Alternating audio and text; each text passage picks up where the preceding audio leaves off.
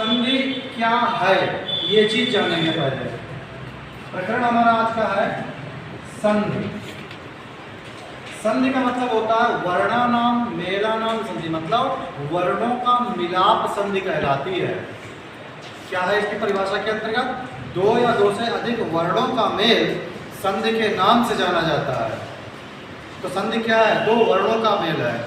क्या और कैसे मिलता है? पहली तो बात यह है कि संधि के जो भेद हम लोग पढ़ते हैं वो 3 भेद पढ़ते हैं। ठीक, अगर संधि के परिचय की बात की जाए तो भेद में हमारा आता है स्वर संधि, व्यंजन संधि और विसर्ग संधि। संधियों के ये 3 भेद हो जाते हैं। जो ये 3 भेद किए गए हैं, मैंने आपसे अभी कहा कि वर्णों का मेल, तो जो वर्ण मिलते हैं इनका जो मेल हो रहा है, मतलब मिलाप हो रहा है, इसके आधार पर ही इन संधियों का भेद किया जाता है। मोटे स्तर पर यहाँ तक कि आपका एसआई या जो आप तैयारी कर रहे हो एसआई, टीजीटी, पीजीटी तक में और आपके जो भी शिक्षक पात्रता परीक्षा है, यूपी टीटी, सुपर टीटी, सब में पता है एक तरीका, 2 तरीके से प्रश्न आता है। एक तो ये होता है कि संधि कौन सी है, स्वर है, व्यंजन है कि विसर्ग है, इतना केवल पूछता है। बहुत आसान होता है और सबसे ज़्यादा इसी टाइप के प्रश्न आते हैं। दूसरा तरीका ये होता है कि आपको वर्ण दे दिया जाएगा और कहेगा इसका संधि करो। तीसरा तरीका होगा अलग अलग 2 पद दिए होंगे, अब संधि पद दिया होगा और कहेगा इसका विच्छेद करो। विच्छेद की संधि करवाएगा, संधि का विच्छेद करवाएगा, संधि का नाम पूछेगा। और अब हो सकता है संधि किस संधि के अंतर्गत है उपभेद पूछे। तो ये चीज होती है। तो जो स्वर संधि होती है यहाँ पर क्या होता है? अच्छा, सबसे पहले कि हम 2 भागों में बांटते हैं भाई, पहला पद और दूसरा पद। 2 पद होते हैं। कोई भी संधि हम करें तो वहाँ पर क्या होगा भाई? प्रथम पद, फर्स्ट पद और सेकंड पद। तो जो हमारा ये फर्स्ट पद है, फर्स्ट पद, इसका क्या किया जाता है? प्रथम वर्ण। इसका क्या, कौन सा पद हम प्रयोग करते हैं? प्रथम पद का अंतिम वर्ण। अंतिम वर्ण, प्रथम पद का अंतिम वर्ण और द्वितीय पद का प्रथम वर्ण। इधर प्रथम है, ये हम मेल करते हैं। तो अगर प्रथम पद का अंतिम वर्ण स्वर है और द्वितीय पद का अंतिम वर्ण भी स्वर है तो प्रयुक्त संधि हमारी स्वर संधि कहलाती है। उदाहरण के तौर पर अगर देखें तो हमने कहा जैसे न्याय धन अधीश, न्याय धन अधीश, तो हम अगर इसको बाहर निकाल कर अच्छे से अध्ययन करें तो यहाँ पर क्या मिलेगा हमको? न्याय में आ मिलेगा, धन इधर अधीश में भी आ, तो बराबर क्या बना? बड़ा आ। तो ये क्या हो गया? इधर भी स्वर है और इधर ये फर्स्ट और ये सेकंड, दोनों तरफ जब स्वर मिल गया तो कौन सी संधि कहलाई? स्वर संधि कहलाई। कोई दिक्कत इतने में नहीं। अब यहाँ पर स्वर संधियों के आप लोगों में 5 वेद पूछे जाते हैं। स्वर संधि के 5 वेद होते हैं। यद्यपि 7 होते हैं लेकिन 5 हमारे अध्ययन अध्यापन में पढ़ाए जाते हैं, पूछे 7 से भी जाते हैं। 7 नहीं 8 वेद पूछे जाते हैं। पूछने की अगर बात करें कौन कौन सी?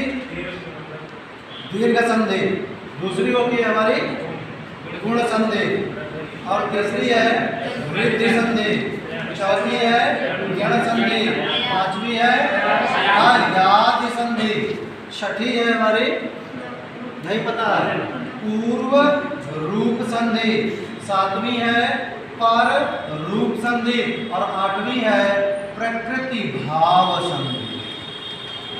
ठीक, दीर्घ संधि में समान वर्ण होते हैं, दीर्घ किया जाता है। गुण संधि में असमान वर्ण होते हैं, एक मात्रा का प्रयोग किया जाता है, जैसे महाधन ईश महेश। वृद्धि संधि में डबल मात्रा का प्रयोग किया जाता है, जैसे एक धन एक एक। ठीक, यण संधि में ईका या ऊका वा रीका वा लीका ला हो जाता है।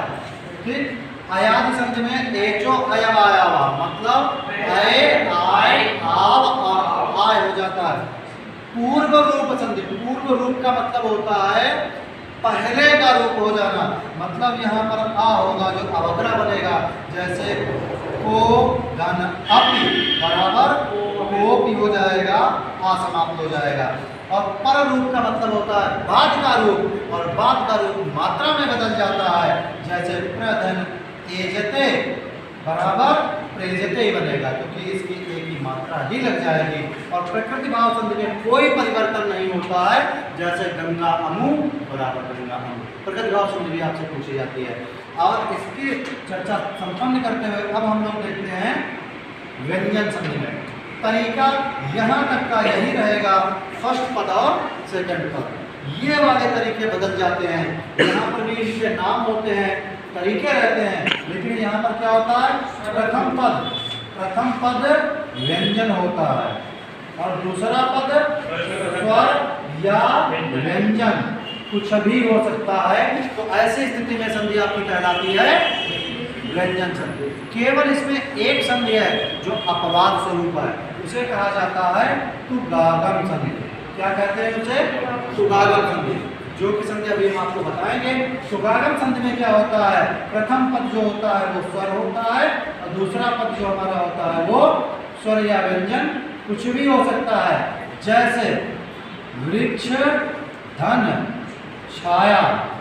यहाँ पर क्या है, दूसरा पद व्यंजन के अंतर्गत छ वर्ण होता है निश्चित, तो यहाँ पर आधे च का प्रादुर्भाव होता है, तो रूप बनेगा वृक्ष छाया।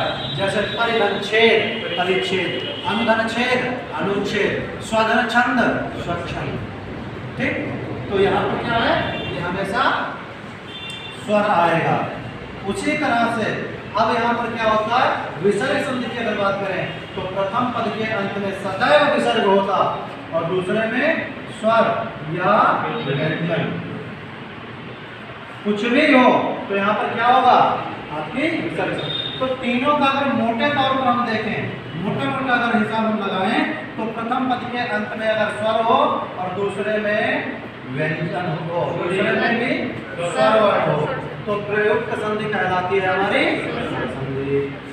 अगर पहले पद के अंत में व्यंजन हो और दूसरा हमारा स्वर व्यंजन कुछ भी हो, तो कहलाएगी व्यंजन संधि।